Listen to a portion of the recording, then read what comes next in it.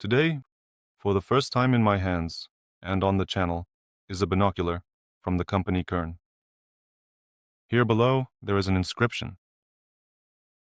It says AARAU, which is the name of a city in Switzerland. The binocular is from the year 1935, 624. And on the right, it has the serial number and Armee-Modell written on it. An Army binocular with split focusing crosses are drawn everywhere. It seems this binocular has a field of view of approximately 8 degrees. There is very little information about these binoculars. In general, such binoculars began to be produced from the 1920s. Yes, as this is the first time I have this binocular, I'll tell you a bit about the Kern company. This company was founded in 1819 and specialized in the production of precision measuring instruments and optics. This company produced both binoculars and telescopes, as well as various equipment for geodesy, levels, rangefinders, geodetic instruments for the army, and laboratory microscopes. In a word, it specialized in precision optics.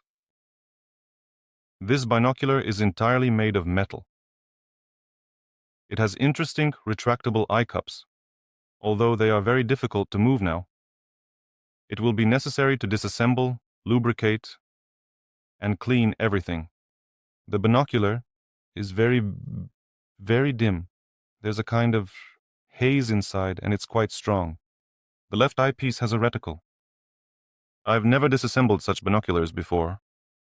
I think the most difficult part will be disassembling the eyepiece, while everything else is probably standard. There are some screws here on the eyepieces that are smeared with something. 1, 2, 3. I think we should start with them.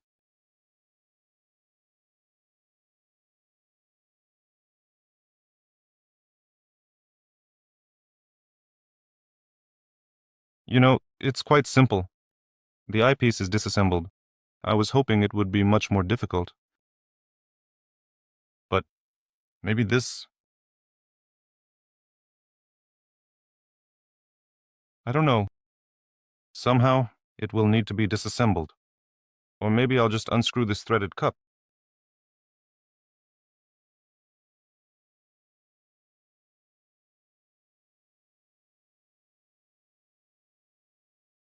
And now, take a look.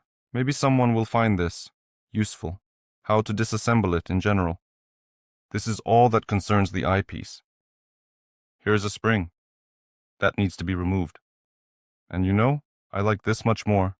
It's made much simpler than in Zeiss of the same years. There you need to unscrew this part, where the scale is. And sometimes this can be much more difficult to do.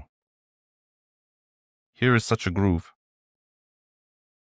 where this ring is located. Now, the type of eyepiece. We unscrew the screw.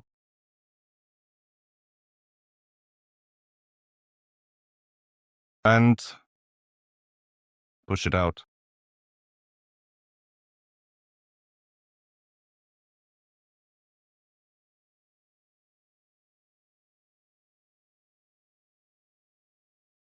I made a mistake.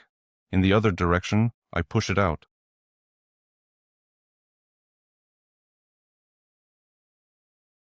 There is also a spring here. And now, to adjust everything nicely here, you unscrew these screws. There are, I believe, 6 of them here. I unscrewed the screws, but not completely. That's enough. You can take out the housing with the lenses now. Lubricant. Here you can wipe it off and replace it. Apply something else. Overall, this lens on the prism side is extremely clean. I don't think there's any need to tamper with this eyepiece at all. Most likely, there's just one lens here. On this side, and the lens bonding on this side. This lens is crimped, and it's essentially impossible to remove it. Unless you want to try. Right here, unscrew it along with the casing, but there's a risk of damaging it. Therefore, if your lenses are clean and everything inside is clean, you don't need to unscrew it, just gently. Just wipe the top here and that's it.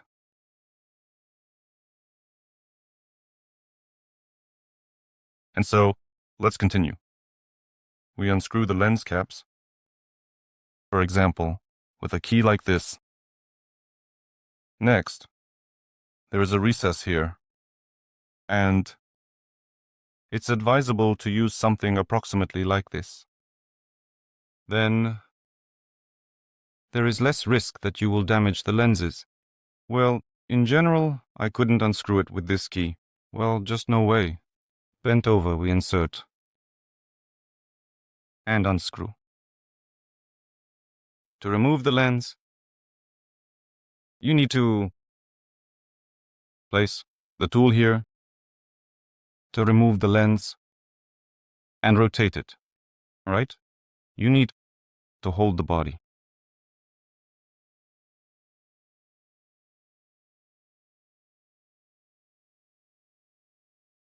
Look here. The prism covers. I got them out. Inside, do you see what kind of prisms they are? They are really, really cloudy. They will need to be cleaned. At the moment, the most difficult part is unscrewing these parts. I will probably heat the binoculars to about 50 degrees for 30 to 40 minutes. Then maybe it will work, because at the moment, it's just not possible. So, let's continue. Look at the mess I have. Of course, I don't like it when everything is like this on the table, but there's nothing too terrible here. All the parts will be returned back into the binoculars. Look, see my hands. I've already unscrewed everything completely. I'll tell you how I managed to unscrew here. So, of course, with the prism cover, with one prism and with the reticle, I placed this binocular in the oven Kern AARAU, a temperature of 50 degrees for about 30 minutes. I didn't raise the temperature higher because I was afraid it might start to peel off. Here's this casing, and 50 degrees is quite a low temperature, because if you place the binoculars in the sun, they can heat up even more. So I think that all the adhesives here should withstand such a temperature. And after half an hour, I managed to get this part, unscrew it, and then all the other prism covers. All of this, cleaned, and now I will try to assemble everything. Before that, I also need to clean the prisms. Well, I wouldn't say they are in bad condition.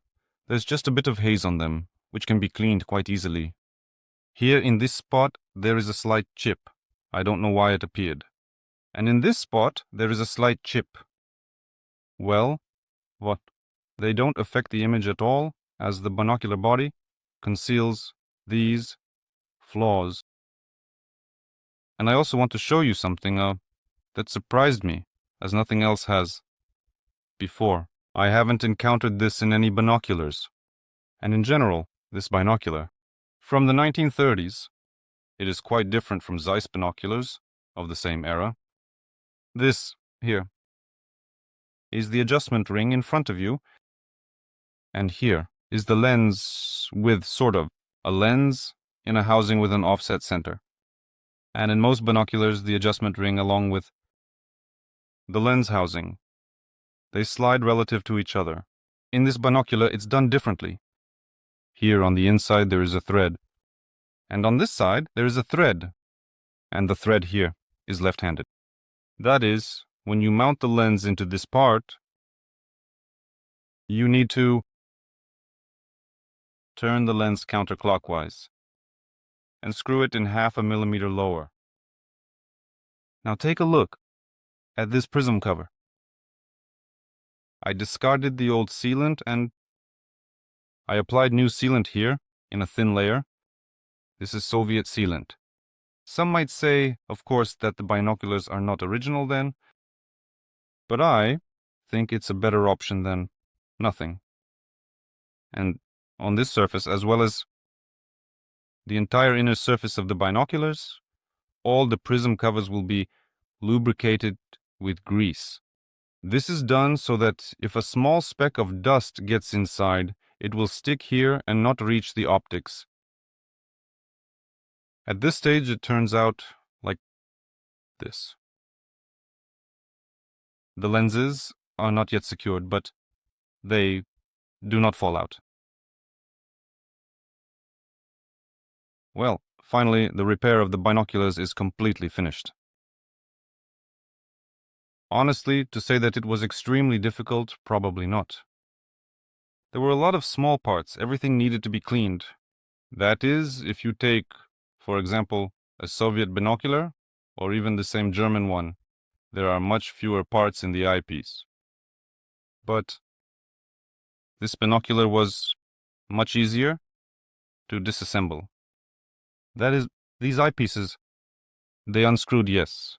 It was necessary to perhaps heat the casing a little, but nevertheless, it unscrewed without damage. There are different moments when you apply a lot of force to turn it, and no shunt, and sometimes you even need to drill something out. The mounting of the lens is not complicated, it's simple. Overall, the alignment is also quite good. It turned out well. This is what I emphasized to you about the adjustment ring with the thread. A pretty good option, as you can slightly adjust the lens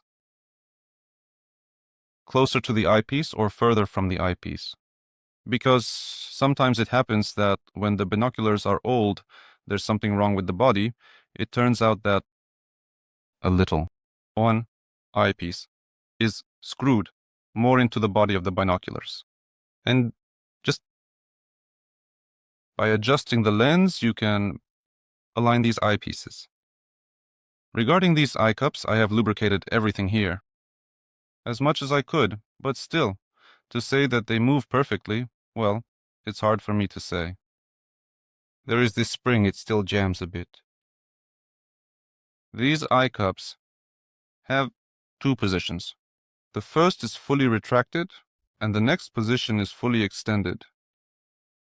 There are grooves where the spring fits in, so there is no such intermediate position, because the eyepiece, well, not the eyepiece, but the eye cup, would just fall. Don't forget, the binoculars from 1935 will celebrate an anniversary in just 10 years. Look at how high quality it is. A clear image for its age, the year 1935. Look at the bottom left and bottom right. Well, the bright clarity, incredible. Of course, the brightness might be less.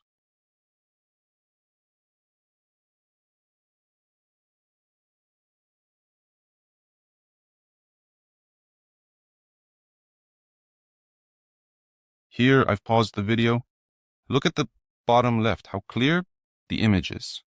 There is almost no spherical aberration. Thank you all for watching the video. Don't forget to give it a like, and see you next time.